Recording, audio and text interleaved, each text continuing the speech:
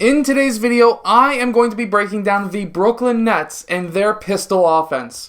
These are more advanced basketball plays, so if you're coaching at the later or older high school level, you could incorporate these into your offense. Let's get down and let's check these out. Really quickly, make sure to go check out my Unbeatable Basketball Zone Defense book down in the description below if you want a killer defense for your team. Okay, so this first play is going to be a pass to the big man on the wing. There's going to be a quick dribble handoff towards the corner, and then at this point in time, what we're going to see is a quick screen by that high post player for that corner ball handler. When this happens, what we want to see is for you to try, your player, in this case, to try and really pin that defender on the screener. And to do this properly, in theory, is to try and get your body to line up with the screener at first so that you can essentially pin this defender on the opposite side shoulder of that screener, and then that ball handler can get around, essentially in this kind of a path. Now, that's not always the case, but this is a pretty good solid screen, and then you want to wrap around that screener. The reason, of course, is to keep that defender pinned on that screening player. After you have your player wrap around, this can be an easy floater. This could be a pass to the screener. This could be a kick out for a three. There's multiple different opportunities here. The best option here in this case, however, was a three by the center, which is why centers these days need to be able to shoot, because that needs to change. DeAndre Jordan needs to learn how to shoot better threes. So we're going to set up very similarly once again. This time we're going to have a forward instead of a center on that wing.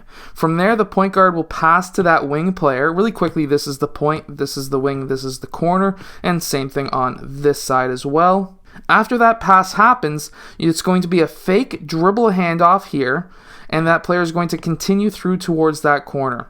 The ball handler now is going to be that wing player who's going to be using the center up at the point as a screen. And when this happens, he's going to then go for that three-point shot.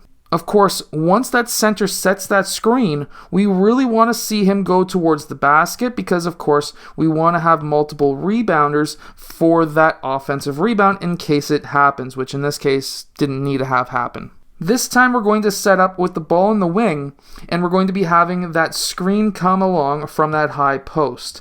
Remember, you want to really set up your defender to get pinned on that screen, and when that happens here, you can just easily pull up for a shot. Now, at the high school level, I would definitely be having multiple players trying to crash those boards because, of course, there are times like this where you miss a shot. And if this player was to have crashed the boards, he would have actually got that rebound. See that, how that ball went to this side? That's actually very, very important because, generally speaking, if the ball is shot from this side, there's a high likelihood and high probability that the ball is going to hit that rim and continue to bounce to the opposite side of the court, which is why we have three players on this side so that they can crash those boards to get those rebounds. Here we're going to have the screen set by the wing player for the ball handler. After that happens, we're going to then have that ball handler essentially attack the basket,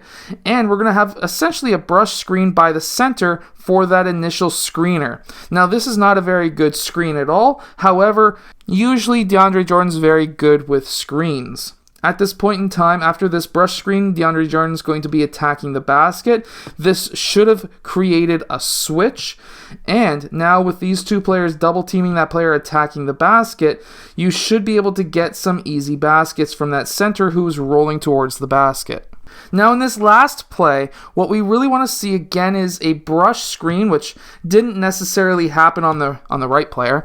However, that should have been done here. However, what happens here after that brush screen, or at least that screen, is it should have been, in my opinion, this didn't happen the way it should have, in my opinion, but this is Allen, and he should have been had a screen set for him by this player, in which case he would then go and next he would set a screen for that ball handler, and this would be a quick screen and roll, and there's actually a very good reason for this. So after this screen, you want to attack the paint. With these 3 players out on the perimeter, what you're really hoping for after this screen is when you attack, especially against a zone as they're playing against here, when you're attacking the middle of the key, that's going to be collapsing multiple players. And because of this, that's going to leave a couple of players open along the 3-point line. This is actually a very similar play to a 5-out play, what I'm going to be running with my team this year, where we're going to be kicking that ball out, and at that point, having a wide open 3-point shot for the player at the point. Now, of course, we still need to have our center who set that screen to get that rebound. We still need that corner player and potentially even that wing player collapsing. But personally, 3 players up top, get them back on defense just in case. And then I would really want the center who was screening and the corner player to try and get the rebound, in which case could have happened for our center if he actually attacked the basket to get that rebound, and that is the Brooklyn Nets pistol offense. Make sure to go check out my Unbeatable Basketball Zone Defense book down in the description below. That's going to essentially give your team the ability to double team any player from the free throw line extended and below. And when that happens, that creates a ton of turnovers. So definitely, if you're looking for a killer defense, check that out. I hope that you've enjoyed today's video. If you have, hit that like button, subscribe, and I'll see you guys again next time.